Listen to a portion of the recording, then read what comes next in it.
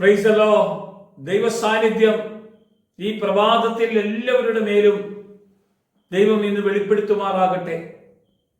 ഈ അഭിഷേകം അന്ന എന്ന വചന സന്ദേശം നമ്മുടെ ജീവിതത്തിൽ ഒരു അനുഗ്രഹമായി തീർക്കുവാൻ ദൈവം ഇടയാക്കുമ്പോൾ, ഉൽപ്പത്തി പുസ്തകത്തിൽ ദൈവം മനുഷ്യനെ തൻ്റെ കൈവേലയാൽ മെനഞ്ഞെടുത്ത് അവന് ജീവശ്വാസം കൊടുത്ത ദൈവം, ജീവനുള്ള മനുഷ്യനെ ദൈവം നല്ല ഒരു തോട്ടം ഒരുക്കി ആ തോട്ടത്തിൽ ദൈവം ആക്കി വെക്കുവാൻ ദൈവം ഇടയാക്കുമ്പോൾ, ഉൽപ്പത്തി പുസ്തകം 2-ാം അധ്യായത്തിന്റെ 7-ാമത്തെ വചനം മുതൽ വായിക്കുമ്പോൾ, യഹോവയായ ദൈവം നിലത്തെ പൊടികൊണ്ട് മനുഷ്യനെ നിർമ്മിച്ചിട്ട് അവന്റെ മൂക്കിൽ ജീവശ്വാസം ഊതി. മനുഷ്യൻ ജീവനുള്ള ദേഹിയായി തീർന്നു. അനന്തരം യഹോവയായ ദൈവം കിഴക്ക് ഏദനിൽ ഒരു തോട്ടമുണ്ടാക്കി താൻ സൃഷ്ടിച്ച മനുഷ്യനെ അവിടെയാക്കി.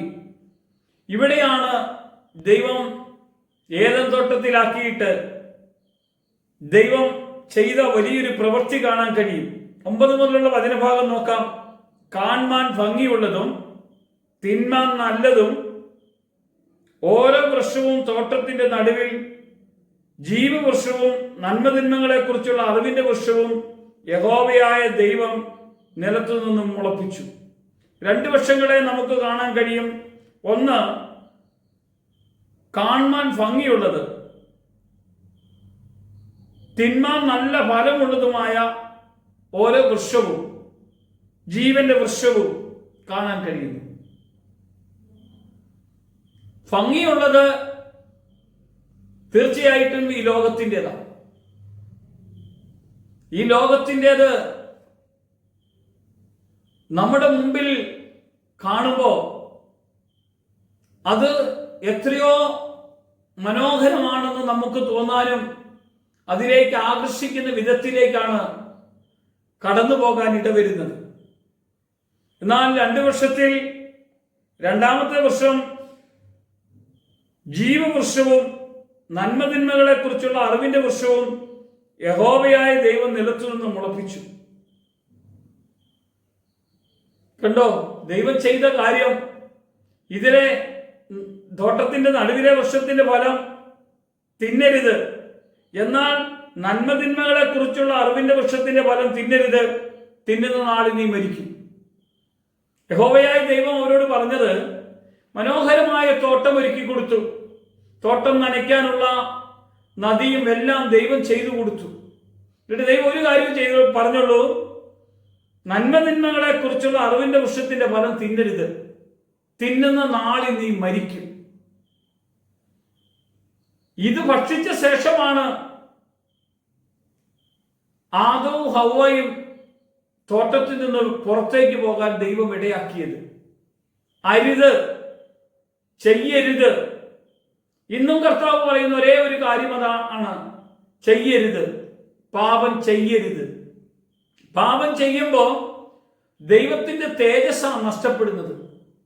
ആദവും ഹവ്വയുടെ മേലും ദൈവം ചൊരിഞ്ഞിരിക്കുന്ന ദൈവിക തേജസ്, അതിന്റെ ഏറ്റവും വലിയൊരു പ്രത്യേകതയാണ് പ്രിയമുള്ളവരെ. ദൈവം ഏദൻ തോട്ടത്തിലേക്ക് കടന്നു വരുമ്പോൾ ദൈവത്തിന്റെ കൂടെ ഉലാത്തുന്ന ആദത്തെ ഹവ്വയെയും കാണാൻ കഴിയുമായിരുന്നു. അവർ ദൈവത്തോട് കൂടെയായിരുന്നു ജീവിച്ചത്. ദൈവം ചെയ്യരുതെന്ന് പറഞ്ഞത് ഭക്ഷിച്ചു കഴിഞ്ഞപ്പോഴാണ് അവരെ ദൈവം തോട്ടത്തിന് വെളിയിലേക്ക് തള്ളിക്കളഞ്ഞത്. അപ്പോൾ അവർക്ക് മനസ്സിലായി, അവർ നഗ്നരാണെന്ന് മനസ്സിലാക്കാൻ ഇടവന്നു. പാപം ഉള്ളിലേക്ക് വരുമ്പോഴാണ്, പാപമാണ് ഒരു മനുഷ്യനെ നഗ്നതയിലേക്ക്, അല്ലെങ്കിൽ അവൻ തെറ്റ് ചെയ്തു, ഇനി എനിക്ക് ദൈവസന്നിധിയിൽ നിൽക്കാൻ കഴിയില്ല എന്ന് പറഞ്ഞ് അവൻ മരത്തിന് മറയുന്നത് കാണാൻ കഴിയുന്നത്. പാപം ഒരു മനുഷ്യനെ ദൈവത്തിൽ നിന്ന് മറയ്ക്കുകയാണ് പ്രിയമുള്ളവരെ. ദൈവത്തിൽ നിന്ന് മറയ്ക്കും പാപം. ദൈവത്തിന്റെ സന്നിധിയിൽ നിൽക്കാൻ കഴിയാതെ വരും.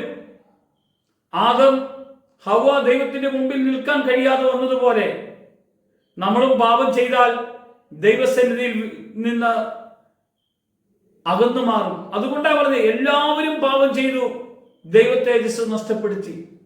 ആദ്യം പാപം ചെയ്ത ആദ്യ മനുഷ്യനായ ആദവും ഹവ്വായും പാപം ചെയ്തതുകൊണ്ടല്ലേ ദൈവ തേജസ്സിന്റെ ആ കൃപയിൽ നിന്ന് പുറത്തേക്ക് പോകാൻ ഇട വന്നത്. ഇന്ന് നമ്മൾ നമ്മളെ തന്നെ വെട്ടിയൊരുക്കാം. നമ്മളെ ദൈവം തന്റെ രക്തത്താൽ യേശു ക്രിസ്തുവിലൂടെ ഇന്ന് പുതുജനനത്തിന്റെ അനുഭവത്തിലേക്ക്, പുതിയ മനുഷ്യന്റെ അനുഭവത്തിലേക്ക് നമ്മളെ വേർതിരിച്ച് പാപത്തിന്റെ പുറങ്കുപ്പായ മുഴുവനും യേശുവിന്റെ രക്തത്താൽ കഴുകി നമ്മെ വീണ്ടെടുത്ത് ദൈവകൃപയുടെ സന്നിധിയിൽ നിർത്തിയ ഒരു അനുഭവത്തിന്റെ മുമ്പിലാണ് നമ്മൾ കർത്താവിന്റെ നാമത്തിൽ പ്രാർത്ഥിക്കുന്നത്. ഏകനാൽ പാപം വന്നെങ്കിൽ, ഏകനാൽ നമ്മുടെ പാപത്തിന് പരിഹാരം നൽകിയ മഹാപരിശുദ്ധന്റെ സാന്നിധ്യം അനുഭവിക്കുവാൻ ഈ പ്രഭാതത്തിൽ എന്നെയും ബലപ്പെടുത്തണമേ. കർത്താവേ, നിന്റെ കൃപയിൽ കടന്നു പോകാൻ എനിക്ക് ശക്തി അഭിഷേകം തന്നെ നടത്തണം. യേശു മഹത്വം എടുക്കട്ടെ. യേശുവിന്റെ നാമത്തിൽ തന്നെ ആമേൻ.